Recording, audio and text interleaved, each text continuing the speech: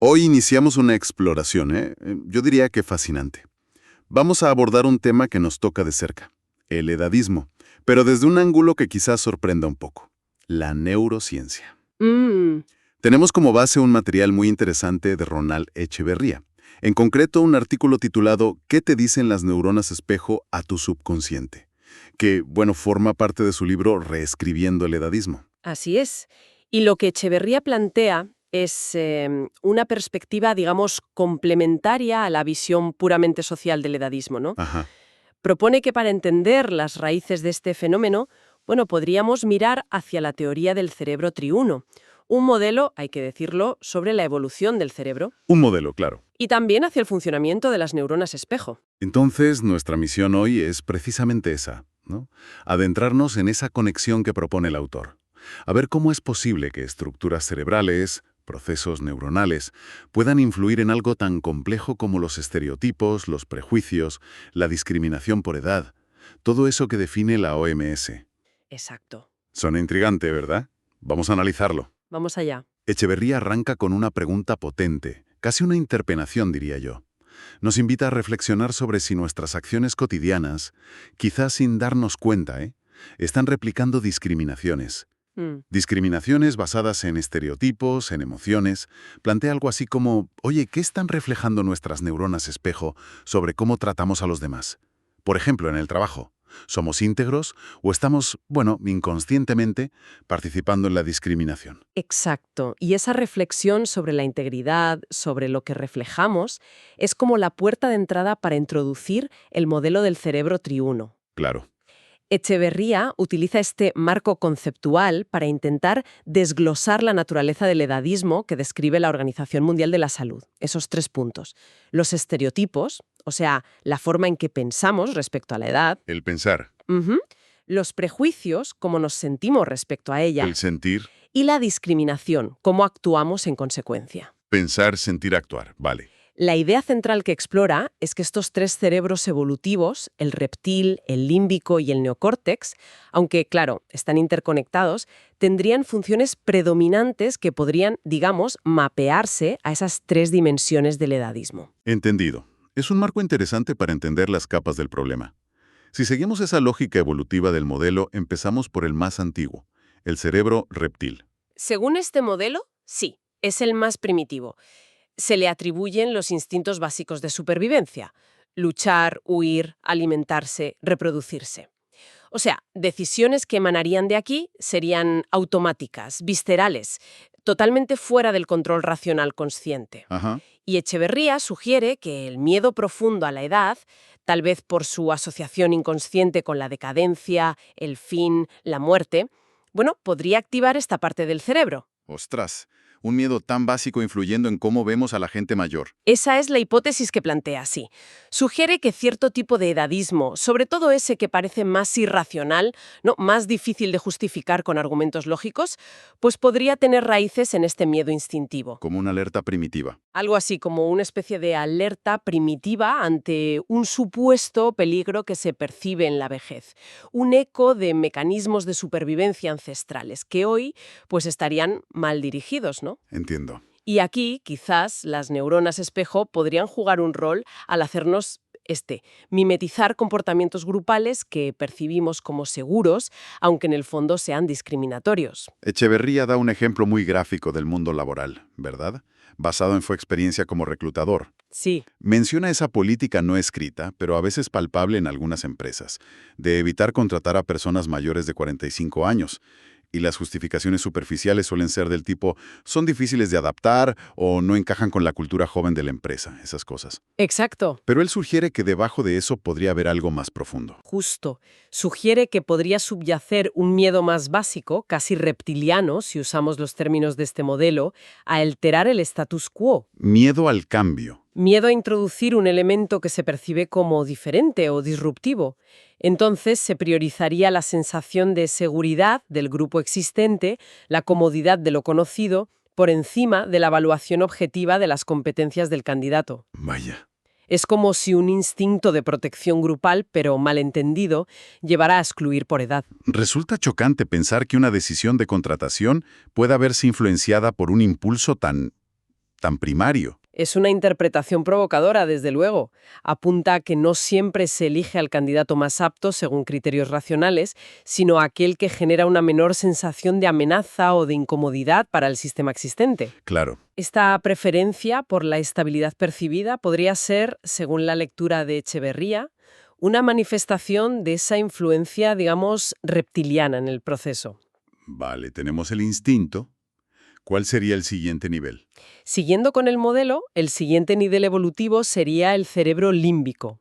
Este es considerado el centro de las emociones. Las emociones. Gestiona sentimientos, memoria emocional, aprendizaje asociativo, la personalidad, la conducta social. Dentro de él está la amígdala, una estructura clave que actúa como nuestro detector de humo emocional, ¿no? Activa respuestas rápidas ante posibles amenazas como el miedo o la ira. Y aquí es donde Echeverría conecta directamente con la segunda dimensión del edadismo de la OMS, los prejuicios, el cómo sentimos. Exacto. Describe los prejuicios como inherentemente irracionales, basados en emociones y sentimientos, no en la lógica o la evidencia. Y además, señala que pueden ser contagiosos, que los podemos absorber del entorno casi sin darnos cuenta. Precisamente, el sistema límbico sería el protagonista aquí. Un estereotipo cargado emocionalmente, como el ejemplo que da Echeverría, la gente mayor es lenta y terca. Bueno, eso no es solo una idea, sino que puede generar una emoción casi automática de rechazo o de impaciencia o de condescendencia. Estos sentimientos pueden nacer de experiencias personales, claro, pero muy a menudo, según Echeverría, son asimilados del ambiente social y cultural que nos rodea. Y las neuronas espejo, porque en el título del artículo les da mucho peso. ¿Cómo encajan aquí, en la parte emocional? Aquí es donde Echeverría las sitúa con más fuerza. Sugiere que las neuronas espejo no solo nos permiten entender las acciones de otros, sino también sentir sus emociones, empatizar. Sentir lo que otros sienten. Eso. O en este caso, absorber los prejuicios emocionales del entorno. Al observar repetidamente actitudes de rechazo o desdén hacia ciertos grupos de edad, nuestras neuronas espejo podrían ayudarnos a internalizar esas mismas respuestas emocionales. Vaya. Es como si sintiéramos el prejuicio que vemos a nuestro alrededor, haciéndolo nuestro a un nivel casi subconsciente. Justo lo que sugiere el título del artículo, ¿no? Se crea así un convencimiento basado puramente en sentimientos que lleva al rechazo o la desvalorización. Entiendo. Sería como si nuestro cerebro emocional aprendiera a sentir de cierta manera hacia la edad simplemente por estar inmerso en una cultura que transmite esos sentimientos negativos. Eso es. Y esto lleva a lo que Echeverría llama cosificar. Es así. Exacto. Esos sentimientos y emociones asimiladas, producto de vivencias, pero sobre todo de influencias sociales, llevan a expresar prejuicios. Y estos prejuicios funcionan como etiquetas. Lento, terco, obsoleto. O por el otro lado, irresponsable, inmaduro. Etiquetas simplistas. Claro, etiquetas que simplifican y deshumanizan. Al aplicar estas etiquetas generales, se deja de ver a la persona individual y se la trata como un miembro intercambiable de una categoría. Eso es, en esencia, cosificarla, despojarla de su singularidad. Vale. Hemos visto el instinto, la emoción. Nos queda la parte, en teoría, más evolucionada de nuestro cerebro según este modelo, el neocórtex. Correcto. En la teoría del cerebro triuno, el neocórtex es la capa más reciente y compleja. Es la sede del pensamiento abstracto, el análisis racional, el lenguaje, la planificación, la autoconciencia y lo que llamamos inteligencia emocional. La razón. La capacidad de entender y gestionar nuestras emociones y las de los demás. Idealmente, aquí es donde deberían tomarse las decisiones ponderadas y objetivas. Por ejemplo, en un proceso de selección de personal basado en competencias. El neocórtex sería el encargado de evaluar de forma imparcial las habilidades, la experiencia, el potencial de cada candidato, sin importar su edad. Suena como el escenario ideal, ¿no? Evaluar con la razón, basándose en hechos. Pero, ¿qué ocurre en la realidad según la perspectiva de Echeverría? ¿Logra el neocórtex imponerse siempre?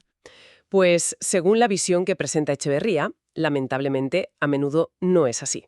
Ya. Plantea que, en muchas situaciones prácticas, las influencias del cerebro reptil, los miedos, los instintos de supervivencia, esa búsqueda de seguridad, Y del cerebro límbico, las emociones, los prejuicios internalizados, las simpatías o antipatías pueden ser más poderosas. Más fuertes, Sí, y terminan ganando la partida al neocórtex. incluso en decisiones importantes como a quién contratar.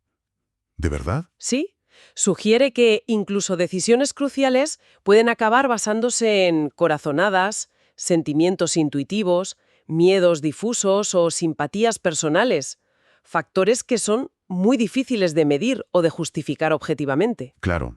¿Cómo justificas una corazonada? Exacto. Y es precisamente en ese terreno ambiguo donde la racionalidad del neocórtex queda, digamos, relegada, donde los prejuicios y la discriminación por edad encuentran un campo fértil para manifestarse, según su análisis. Y ahí tenemos la tercera dimensión de la OMS, la discriminación, el cómo actuamos. Justamente. Y esto es clave y me parece importante recalcarlo. No es solo un problema que afecta a las personas mayores.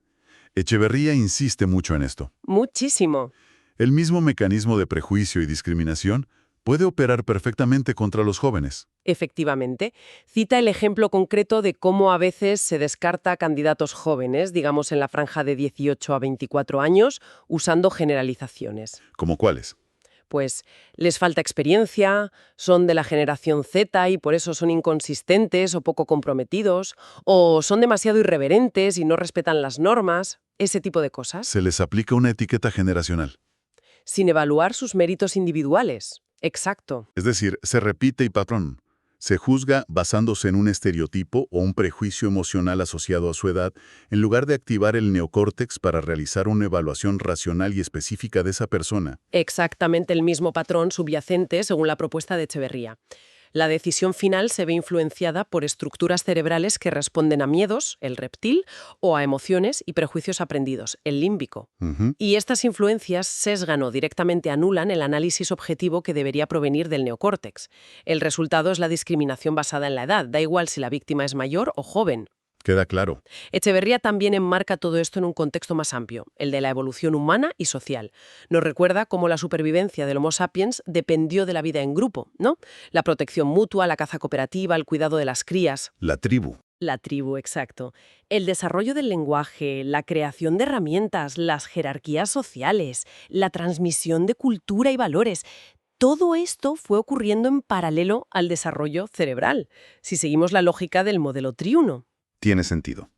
Nuestra compleja estructura cerebral, formada a lo largo de millones de años, condiciona cómo percibimos el mundo, las oportunidades, los peligros. Y eso incluye, inevitablemente, cómo percibimos a los otros miembros del grupo. También en función de características como la edad. Entendido. Entonces, para ir conectando los puntos, la tesis central que presenta Echeverría, y él mismo la califica como una aportación para enriquecer el debate, ojo, es que esa naturaleza triple del edadismo que describe la OMS, Pensar, sentir, actuar. exacto, pensar estereotipo, sentir prejuicio, actuar discriminación, podría tener un correlato, una explicación parcial al menos, en la interacción de estas tres grandes áreas cerebrales definidas por el modelo triuno. Precisamente. La conexión que propone Aguizier, de forma muy resumida, sería algo así. 1. Los estereotipos, el cómo pensamos, a menudo de forma automática e inconsciente, sobre la edad, Vale. podrían estar fuertemente influenciados por el cerebro reptil. O sea, impulsos de supervivencia, miedo a lo desconocido, a la vejez como símbolo de finitud, búsqueda de seguridad en lo familiar. El miedo básico. 2. Los prejuicios, el cómo sentimos las emociones que nos genera la edad de otros, estarían principalmente anclados en el cerebro límbico y aquí potenciados por las neuronas espejo. Las que reflejan. Eso es, respuestas emocionales automáticas, miedos aprendidos, absorción e internalización de los sentimientos negativos del entorno social hacia ciertos grupos de edad. El contagio emocional. Y 3. La discriminación, el cómo actuamos, las acciones concretas de exclusión o trato desigual. Sería la consecuencia conductual de los dos puntos anteriores. Idealmente debería ser filtrada y modulada por el neocórtex. La razón. La razón, el análisis objetivo, la empatía consciente. Pero según Echeverría, a menudo se ve superado o, fuertemente influenciado por las señales más primitivas o emocionales. Es una perspectiva realmente potente, Pensar que un fenómeno social tan complejo y, la verdad, tan dañino como el edadismo podría tener raíces tan profundas